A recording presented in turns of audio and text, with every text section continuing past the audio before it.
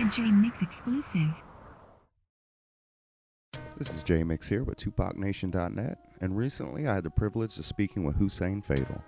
Hussein Fatal made his debut on Tupac's double album All Eyes on Me, more notably on the songs When We Ride, All About You, Hit 'Em Up, and also for ferocious verses on unreleased songs like Still I Rise and the original version of Untouchable. He's also one of the driving forces behind the rap duo Fatal and Felony. What's going on? Lots, brother. We're anticipating that new album dropping. Yeah. How do you feel about rap music today versus rap music in the 1990s? I mean, feel about it how I think back in the 90s, we had more grip on the culture as opposed to now. It's like, to me, in my era, hip-hop was, we was able to find things out in hip-hop back then. And nowadays, it's like hip-hop basically don't teach you shit. Do you feel the music lacks a message? Definitely. Substance and all that. Your new album is The Interview. Yeah. What is your concept for this album? This album was more about addressing my people, about how we could become stronger and support each other more, especially in hip-hop, instead of just listening to what the fuck we told. And what made you say now is the time for a new Fatal solo album?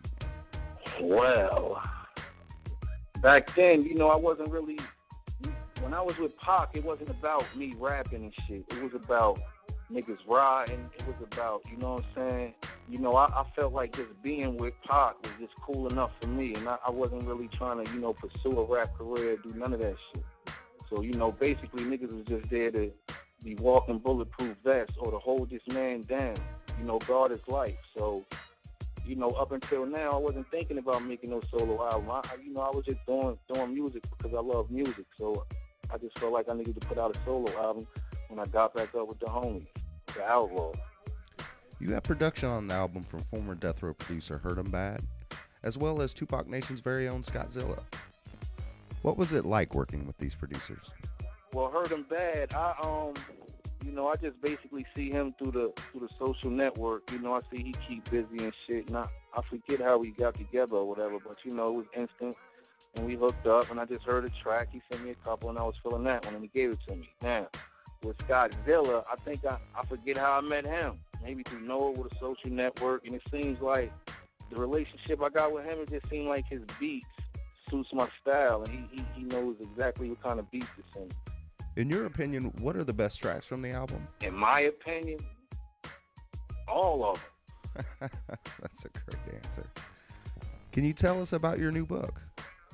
Yeah, well, the book is, I basically got the time to look back on my life, and I decided that this story that I lived needed to be told to whoever was going to listen. Because my life was like, kind of hectic. I had it rough, like everybody had it rough, you know what I'm saying? But I just felt like my story needed to be told. After rolling with Pac or whatever, the biggest hip-hop icon ever, I decided that rapping or whatever wasn't going to get me. You know what I'm saying? His shoes was too big. No matter what I did, everybody was looking at me like, yo, you know what I'm saying, on some Tupac shit. And I felt like I never got a fair shake, you know what I'm saying, because my homeboys died before he even got the chance to tell the world what kind of nigga I was. So basically, it just looked like I'm just some nigga, you know what I'm saying, riding on the coattails of somebody. When really, my story need to be told. I felt like after he died, niggas didn't know me. So now I gotta tell niggas exactly who the fuck I am. And then maybe then they could go back and listen to my music if they got it. And, feel good about the shit after reading this book. Because it's definitely a message in my book. Do you have a title for that book? Yeah, Journey with an Outlaw. You've stated previously that Kadafi was not only a longtime friend, but also the driving force behind meeting Tupac. Right. What are your fondest memories of Yak Fula? I mean, I got a lot of memories of him. I mean, good, bad, happy, sad. It's a bunch. I can't just pinpoint one. Where were you when you heard he passed away? Well, I actually had just dropped him off. I got him a ride from the hood to the projects. And when he got out the car, I asked him. I showed him the gun, and I asked him. I said, "You need it?" It's something we always did, and he said, "Nah." And He went to his girl and my girl was friends at the time. So he went to his girl house, and my girl at the time came with me. And I was laying with her in the house, just chilling, and I got a call from his girl. How did his passing affect you? What you mean how it affected him? Like what? What you mean? This is what I'm talking about. It's like, I don't have a problem with you. I mean, it's like real kind of fucked up because certain people wouldn't need to ask me how the fuck, you know what I'm saying? Yo, people should know that shit. And if you don't know that, then I don't know. I can't explain it because I don't want to offend you or nothing. I'm going to just say that shit for another interview. But I felt bad, man. I felt bad. I felt like I wanted to die. It's like, yo, we were supposed to die. Like, you don't know what the fuck we spoke about. It's like, nigga, we were supposed to die for Pac. Like, we were supposed to die before Pac. And me, I feel the worst because then my little homie died right after this shit. Like, come on, man. Like, I felt like, yo, I felt like suicidal. Like, I don't even know how I'm alive today. That shit affected me in the worst fucking way. Like, I couldn't even put music together. I couldn't do nothing, bro. That shit killed me. I really did not mean to offend you. Nah, you didn't. Nah, you didn't. I just, shit get tense when niggas start asking real questions. But you didn't. It's all good. Because you were so close to Kadafi, were there any tensions between you and Napoleon before his cousin Roddy turned himself in? Yeah, it was tension. Well, niggas was riding, like, not me and Napoleon personally, because he was in Cali or whatever doing the rap, whatever he was doing. But me, nigga, I was in the hood. And I was riding, and I was trying to kill a nigga, because niggas killed Kadafi. I didn't want to kill nobody that knew. I wanted the one person that did it. And that shit fucked my life up. It had me off course, bro. It had me off course to the point where that shit took me years. Like, it took jail time. It took years, like, for me to get back right in my head over that shit. Like, yeah, we had problems. But he was there, and I was in Jersey, like, looking for people that, possibly had something to do with that shit or trying to hurt the next person that I know he had love for or, just doing real live shit. Because, yo, we talked about this, man. Nigga died. Nigga, you gonna ride or what? He put the shit together. Like, what the fuck? What the fuck? Was that an issue between some of the members of the Outlaws after Tupac's death? And I don't know what them niggas was thinking. To me, I love all them niggas because of the bond we shared. Nobody else could share, but right is fucking right, and wrong is fucking wrong, and I don't know how niggas felt. I just know how I felt. Can you tell us what it was like visiting Tupac in jail? What was the discussion, and how were his spirits? Well, he didn't really discuss nothing. He just wanted some chicken and some orange soda. And he just wanted, he said what's up to me. I can't remember exactly, but everything was brief, and then we just was talking about all kinds of shit. When he get out, what he want to do, who was visiting him, he seemed high in spirits. Did he know at that point that he was going to be released from prison? Not that visit, but the second one he did. There's a very famous photo of you and Tupac with his arm around you. Do you remember that photo being taken, and do you remember what was going on? Yeah. Would you like to tell us? That photo was taken probably maybe in Cuba. It's like, nah. Yo, I don't even know where that shit was taken, man. That shit was just taken, man, on top of, we was doing we could have been doing some kind of photo shoot, man, and then somebody just probably snapped that picture. What was it like working at death row? I mean, for me, it wasn't nothing to me, but I know, I had got caught with a gun, and after that, they told people to check us on the way in. So after that incident of me getting caught with that gun. You're talking on the House of Blues incident? Yeah, after that incident, I felt like it kind of got like a little detention-y. Like it felt like we was a little, every time we go to the studio, nigga, you going to jail, like you doing weekends or something. You got police, they patting us down, And you got to go in there, you know police is out there, so what the fuck? That's for me. How was the relationship between Death Row or members of Death Row and the security at Death Row? Well, the relationship with the security was cool. All the security was cool. Every last one of them. Is there any validity to the rumors of artist punishments being dealt out from Death Row staff? Artist punishments? Yes. Oh, yeah. Oh, yeah. Like, nah, but man, I guess that's how they is running their shit. Definitely niggas got stacks kicked around, got a boot put all in their ass. This how little niggas be in the hood. You wasn't coming over there with that fake rap and shit acting like you got stained. You gonna come in here, you gonna do your job, and you gonna go the fuck home and front tough to your punk ass homie. That's how they is operating it, and there wasn't nothing wrong with it. You seen what kind of hits was getting pulled up on out of that joint. Niggas smell business. Nah, but the shit was smooth, man. You know what I mean? I ain't really had to deal with that shit because, you know, we wasn't on death row. But, you know, I seen a couple of niggas get socked up. How do you feel about Suge Knight? Sure, I love him. Don't get me over here saying no dumb shit about somebody, you know what I mean? That's not what we do. Not over here. We were talking earlier about the House of Blues incident. Was Tupac mad at you for that? He wasn't upset, but he was like, yeah, now, you dummy. Did security at House of Blues arrest you for that? Yeah, I got arrested. You saw it. Well, there's a little clip, but you can't see my face for some strange reason. Like, they always, it's like, you know, they always got a bad angle on my face. Why? They always got my head cut out of picture. Why? Don't ask me, but that's how it is. Guess that's the cost of keeping it real. We're seeing a lot of that new footage coming out from Gobi. How did Tupac and members of the Outlaws feel about being documented in that fashion? Man, Gobi had that camera. Pac was letting Gobi have that camera. Gobi was around. Gobi, everybody know Gobi. That ain't the only footage Gobi got.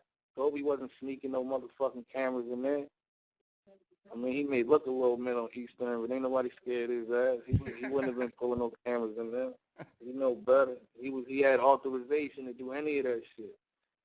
And he must have had authorization from Mother Goose, Mr. Fanny, to put that shit out like that, because he wouldn't have done that either. You publicly slammed Nas on Twitter over his account of the MTV Awards incident. Yeah, of course. Why wouldn't I? Hussein Fader you talking to? Anything else uncivilized?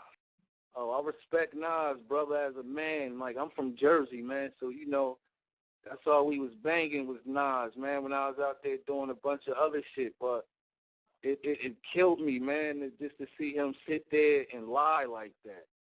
It's like, you know what I'm saying? I don't want to see nobody get hurt or no bodily harm come to nobody, but it just killed me to see that. And believe me, as long as I'm alive and breathing, bruh, you're going to tell the truth, because that's not only Pop.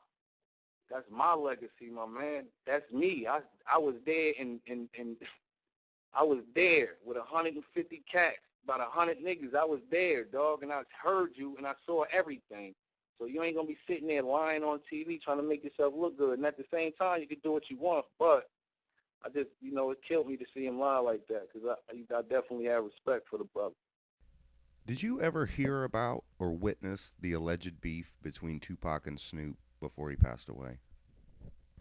I mean, I heard what I heard, but it wasn't nothing to the point where I got to give a fuck about that. That shit was between Tupac and that shit was between Snoop. Whatever they had, that shit died with Tupac, and I definitely don't know nothing about it. Is there any truth to the allegations that the Tupac and Outlaws camp weren't really feeling Johnny J after All Eyes on Me? Again, that's some shit that I wouldn't know nothing about. If Pop didn't like somebody, we beat him up. So Johnny J never got beat up. You stated the last time that you seen Tupac in California that you wrecked his truck. Yup. Why did Tupac not want you to drive his truck in the first place?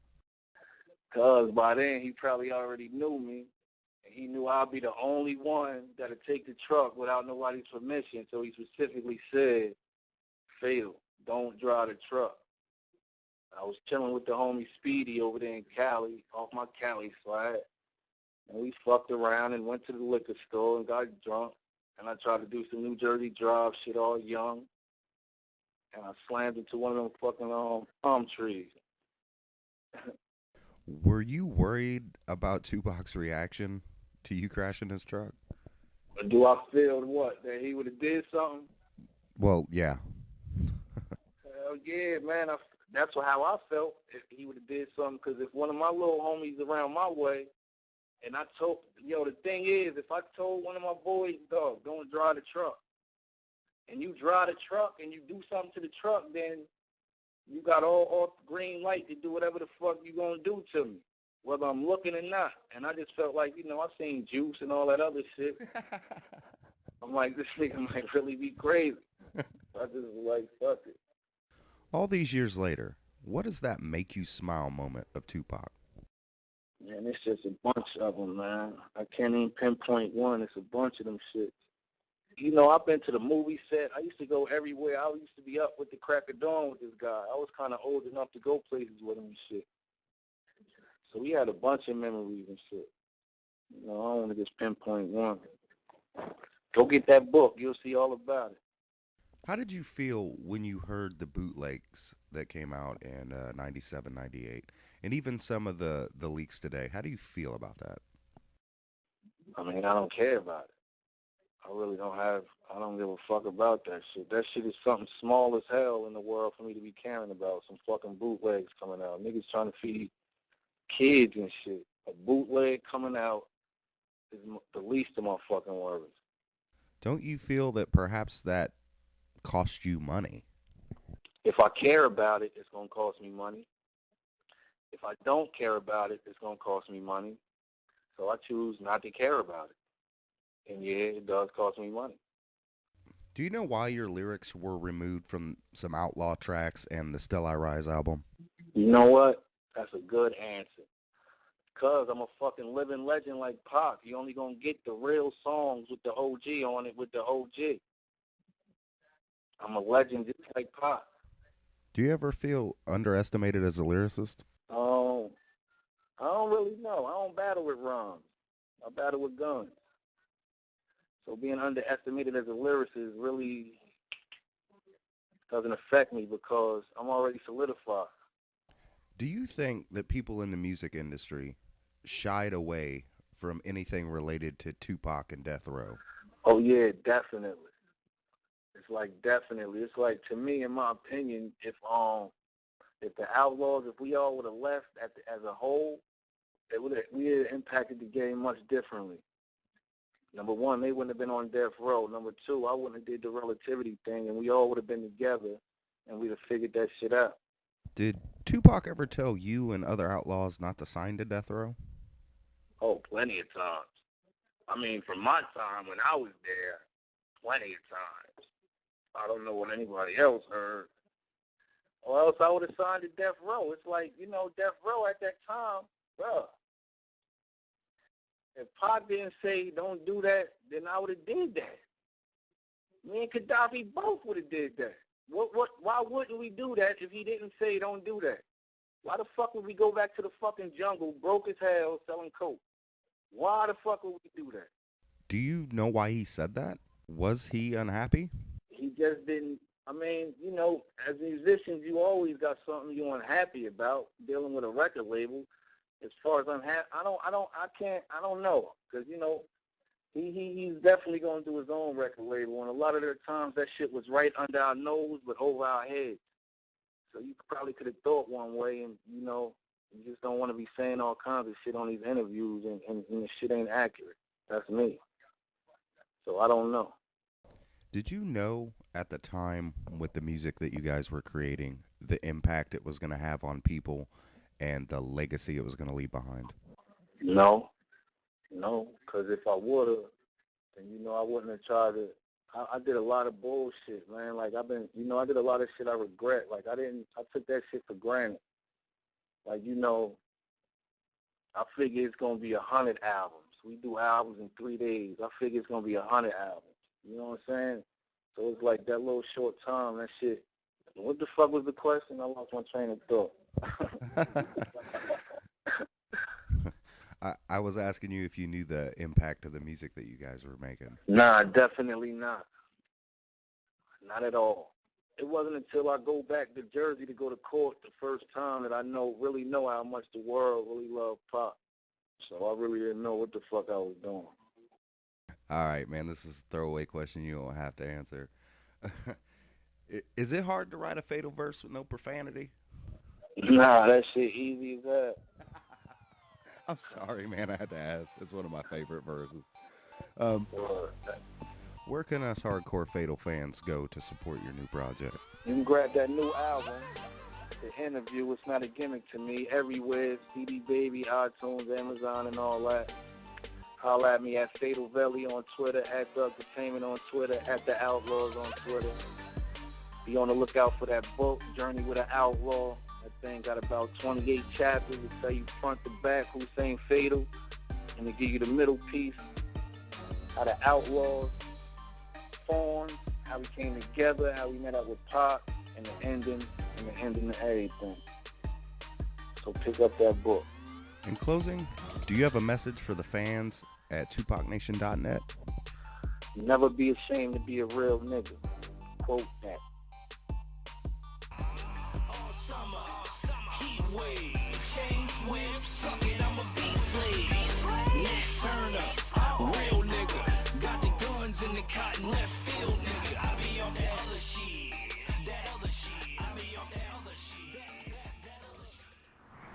A J Mix exclusive.